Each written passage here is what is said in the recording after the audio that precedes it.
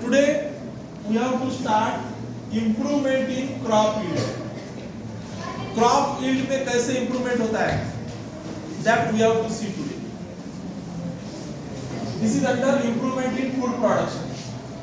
तो देखिए crop yield क्या है, crop कौन से होते हैं और उनका प्रोडक्शन कैसे हम बढ़ा सकते हैं, ये हमें आज देखने का है. Improvement in crop yield. Cereals such as wheat, rice, maize, millets and sorghum provide us carbohydrates for energy requirements. Pulses like grams, channa, pea, black gram, green gram, pigeon pea, lentil provides us with proteins, and oil seeds including soybean, groundnut, sesame, castor, mustard, linseed, sunflower provide us with necessary fats. Vegetables, spices and fruits provides a range of vitamins and minerals in addition to small amount of proteins, carbohydrates and fats. In addition to these food crops, fodder crops like barsim, oats or Sudan grass are raised as food for the livestock. देखिए ये हमारा पूरा rice plate क्या कहते हैं, जाते हैं ना होटल में तो क्या डिमांड करते हैं, राइस प्लेट. राइस प्लेट पे खाली राइस रहता है कि हर चीज रहती है? हर चीज रहती है. तो इसमें जो सीरियल्स है, सीरियल्स यानी गेहूं, चावल, मक्का और मिलेट्स, ज्वार, बाजरा, ये सब चीजें हमें एनर्जी प्रोवाइड करती है, इससे हमें ऊर्जा मिलती है. देखिए इंडिया में भी हम देखते हैं ज्यादातर हमारे खाने में चपाती रहेगी गेहूं की, नहीं तो साउथ इंडिया चावल रहेगा. इससे हमें क्या मिलता है, एनर्जी मिलता है. We get energy from this. और कौन सी चीज है हमारे फूड की जिससे हमें प्रोटीन मिलता है? कौन सी चीज है प्रोटीन? दाल. कौन सी दाल खाते हैं? उड़द की दाल, मूंग की दाल, चना. इससे क्या मिलता है हमें? तूर. इससे क्या मिलता है हमें? प्रोटीन मिलता है. हमारे मसल्स बनते हैं, हमारे बॉडी का पूरा स्ट्रेंथ बढ़ता है इससे. और जो ऑयल है, सनफ्लावर ऑयल हो, सैफफ्लावर, सोयाबीन ऑयल, इससे हमारे शरीर को क्या मिलता है? फैट मिलता है. फैट्स, ऑयल से क्या मिलता है हमें? फैट्स मिलता है. और वेजिटेबल्स, स्पाइसेस, फ्रूट्स, इससे हमें क्या मिलते हैं? वेजिटेबल्स से, फ्रूट्स से विटामिन्स और मिनरल्स मिलते हैं.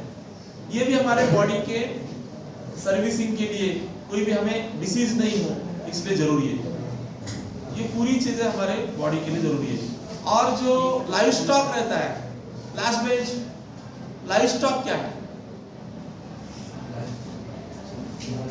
अरे जो किसान भाई कैटल्स पालते हैं, काउ, बफेलोज, उनके लिए भी फॉडर रहता है, ग्रास रहता है. तो उसमें कौन सा ग्रास फेमस है? बरसीम, सुदान ग्रास. ये that is used as a food for livestock. Livestock के लिए ये यूज करते हैं. Different crops require different climatic conditions, temperature and photo period for their growth and completion of their life cycle. देखिए खेती बाड़ी से सभी लोग वाकिफ है, और जो भी क्रॉप लेना है उस क्रॉप के लिए क्लाइमेटिक कंडीशन, टेम्परेचर और सनलाइट का कालावधि, ये सब अलग अलग रहता है. All of you getting? कुछ क्रॉप के लिए रेन ज्यादा जरूरी है, कुछ क्रॉप के लिए सनलाइट ज्यादा जरूरी है, कुछ क्रॉप के लिए पर्टिकुलर क्लाइमेटिक कंडीशन जरूरी है. जैसे गेहूं विंटर सीजन में लाते हैं और समर सीजन में गेहूं लेते हैं क्या? नहीं. तो हर क्लाइमेटिक कंडीशन में अलग अलग प्रकार के क्रॉप फार्मर लोग लेते हैं. All of you getting this? Yes, sir. और अलग अलग क्रॉप के लिए टेम्परेचर जो रहता है ना, तापमान, सनलाइट, वो भी अलग अलग रहता है या सेम रहता है? तो ये चीजें सबको मालूम है ना. और इससे क्या होता है, उनका प्रॉपर लाइफ साइकिल मेंटेन होता है. जो भी क्रॉप है, किसी का लाइफ साइकिल 3 महीने का होता है, जैसे सोयाबीन 3 महीने में आ जाता है.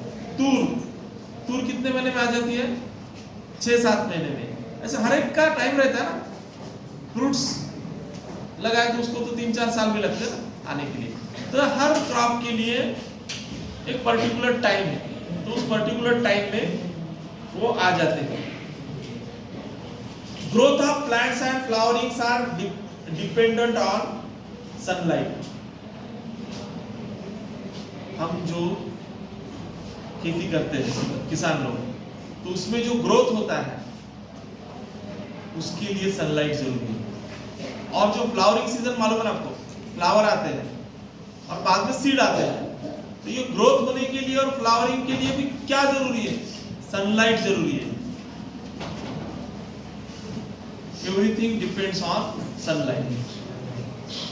पौधों का अच्छी तरह से ग्रोथ होना, पौधों में अच्छी तरह से फ्लावरिंग होना, इसी पर डिपेंड रहता है कि सीड कैसे आएंगे, अच्छे कम आएंगे, ज्यादा आएंगे, अच्छे दानेदार आएंगे यानी स्ट्रॉन्ग। तो ये पूरा सनलाइट पे भी डिपेंड है। ऐसा नहीं कि हम जनरली क्या सोचते हैं खेती के लिए पानी जरूरी है, पानी नहीं, sunlight is the prime thing. पानी तो जरूरी है लेकिन पहले उससे सनलाइट जरूरी है, लेकिन वो फ्री में मिलता है इसलिए हमें उसका वैल्यू नहीं। As we all know, plants manufacture their food in sunlight by the process of photosynthesis. There are some crops which are grown in rainy seasons called the Kharif season from the month of June to October. देखिए ये तो सीधी सादी बात है, plants खाना बनाते हैं, seed तैयार करते हैं, तो इसके लिए उनको सनलाइट जरूरी है। और जो क्रॉप है दो पार्ट में डिवाइड किए हैं। पहले यहाँ बताए हैं खरीफ क्रॉप जो रेनी सीजन में आते हैं, यानी बरसात के टाइम में जो भी अनाज बोलते हैं किसान लोग, उनको कौन से खरीफ क्रॉप बोलते हैं क्या रबी क्रॉप बोलते हैं? खरीफ क्रॉप बोलते हैं। उसका सीजन कौन सा है? June to October. And some of the crops are grown in winter season called rabi season. Winter में जो बीज लेते हैं उनको क्या कहते हैं? रबी, यानी नवंबर से अप्रैल तक। तो paddy, soybean, pigeon pea, maize, cotton, green and black gram are kharif crop. तो खरीफ क्रॉप कौन से जो हम कौन से सीजन में लेते हैं? हाँ करेक्ट, खरीफ क्रॉप यानी रेनी सीजन में लेते हैं। आपको मालूम है ना रेनी सीजन में क्या क्या लेते हैं? सोयाबीन, पैडी, मेज, कॉटन, ये सब रेनी सीजन में आते हैं। और खरीफ क्रॉप कौन से है? खरीफ क्रॉप यानी विंटर सीजन में। अभी विंटर ही है ना, तो अभी कौन से क्रॉप दिखते हैं बाहर? व्हीट, ग्राम, हरभरा बोलते हैं उसको, चना, और मस्टर्ड, मोहरी, ये सब कौन से है? रबी क्रॉप। और अभी गेटिंग खरीफ और रबी पूछते हैं आपको। विंटर सीजन में लेने वाले क्रॉप को क्या बोलते हैं? रेनी सीजन में लेने वाले क्रॉप को क्या बोलते हैं? उनका कौन से मंथ से कौन से मंथ तक आते हैं? उनके एग्जाम्पल कौन से हैं? All of you getting this? In India, there has been a 4 times increase in the production of food grains from 1952 to 2010, with only 25% increase in the cultivable land area. देखिए 1952 में जितना प्लांट का production था, जितना खेती में उत्पादन होता था, उससे 4 गुना ज्यादा, 5 गुना ज्यादा उत्पादन बढ़ा है। जमीन बढ़ी है क्या? नहीं, जमीन सिर्फ 25% बढ़ी होगी, लेकिन उत्पादन 4 गुना 5 गुना बढ़ा है। इसका कारण क्या है? ये हमारे साइंटिस्ट लोग, ये ना रिसर्च है ना, एग्रीकल्चर यूनिवर्सिटी है। How has this increase in production been achieved? ये कैसे हुआ है? यही तो हमें देखने का है। 1952 में जिस खेत में समझो 10 क्विंटल प्रोडक्शन होता था गेहूं का वगैरह, तो वो आज 40 क्विंटल 50 क्विंटल हो रहा है आज की सदी में। ऐसा क्यों हो रहा है? इसका कारण क्या है? यही हमें इस टॉपिक में देखना है। If we think of the practices involved in farming, we can see that we can divide it into 3 stages. जो भी किसान भाई खेत में अलग अलग प्रकार के प्रयोग करते हैं, खेती करते हैं, उनको हमें डिवाइड करना है तो 3 चीजों में डिवाइड कर सकते हैं। The first is the choice of seeds for planting. सबसे पहली जरूरी बात कौन सी है? Choice of seed for planting. कौन से सीड किसान लोग चॉइस कर रहे हैं, ये पहली बात है। All of you getting? The second is the nurturing of the crop plants. और किस प्रकार से उस प्लांट को नर्टर कर रहे हैं, नर्टर कर रहे हैं यानी कैसी देखभाल कर रहे हैं। ऐसा नहीं कि ऐसा अच्छा सीड बो लिया और किसान भाई ने कुछ बाद में नहीं किया, ऐसा नहीं है। अच्छा सीड तो उन्होंने यूज किया है, बाद में नर्टरिंग भी जरूरी है, किस प्रकार से उस सीड को नर्टर करना है। ओके, तो नर्टरिंग भी जरूरी है, उसकी देखभाल जरूरी है, टाइम पे उसको वाटरिंग करना, जो भी ग्रास आते बीच बीच में डिस्टर्ब करते हैं उनको भी उखाड़ना जरूरी होता है, करेक्ट। नहीं तो क्या होते हैं किसान भाई अड़चन में आ जाएंगे, उनका प्रोडक्शन कम आ जाएगा। ये नर्टरिंग भी जरूरी है। और the third is the protection of the growing and harvested crop from loss. तीसरी बात है प्रोटेक्शन, संरक्षण करना। कब क्या होगा बता नहीं सकते। यू आर गेटिंग, जैसे अभी तूर की दाल है तो उस पर एक लार्वा, मराठी में उसको अड़ी कहते हैं, करेक्ट, इंसेक्ट्स, तो उसको उसका अटैक हुआ तो प्रॉपरली उस पर स्प्रेइंग करना पड़ता है, पेस्टिसाइड इंसेक्टिसाइड का, करेक्ट, स्प्रे करते हैं ना पंप से फार्मर लोग। ये भी जरूरी है कि नहीं? खाली अच्छा सीड चॉइस कर लिया यही बात नहीं है, खेती की निगरानी करना भी जरूरी है। और तीसरी बात उसका प्रोटेक्शन करना भी जरूरी है, इंसेक्ट से, लार्वे से। ओके, कोई डिसीज भी होता है, वायरल डिसीज, बैक्टीरियल डिसीज भी होते हैं, तो ये चीजें, तीनों चीजें जरूरी है। तो आपको समझ में आया ये तीन चीजें कौन सी है? तो पहला है क्रॉप वैरायटी इंप्रूवमेंट। पहली बात कौन सी है?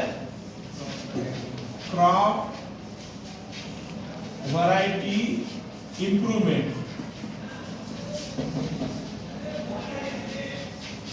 Crop variety improvement. दूसरी बात कौन सी है? Crop production improvement. Crop production improvement. और थर्ड क्या है? Crop protection management. Crop protection management. Crop protection management. These are the three things important. देखिए क्या क्या इंपॉर्टेंट है, देखिए इधर crop variety improvement. Crop variety, whatever the seed we are choosing farmers, that should be good quality. Crop variety improvement जरूरी है। उसके बाद में क्रॉप प्रोडक्शन इंप्रूवमेंट, क्रॉप का प्रोडक्शन ज्यादा आने के लिए उसका देखभाल भी जरूरी है। और क्रॉप प्रोटेक्शन, क्रॉप का प्रोटेक्शन करना भी जरूरी है। सीधी बात है, अच्छे सीड को सेलेक्ट करना, उसका अच्छा नर्टरिंग करना, और थर्ड उसका प्रोटेक्शन करना। All these are the things important in improvement in crop yield. All of you got this?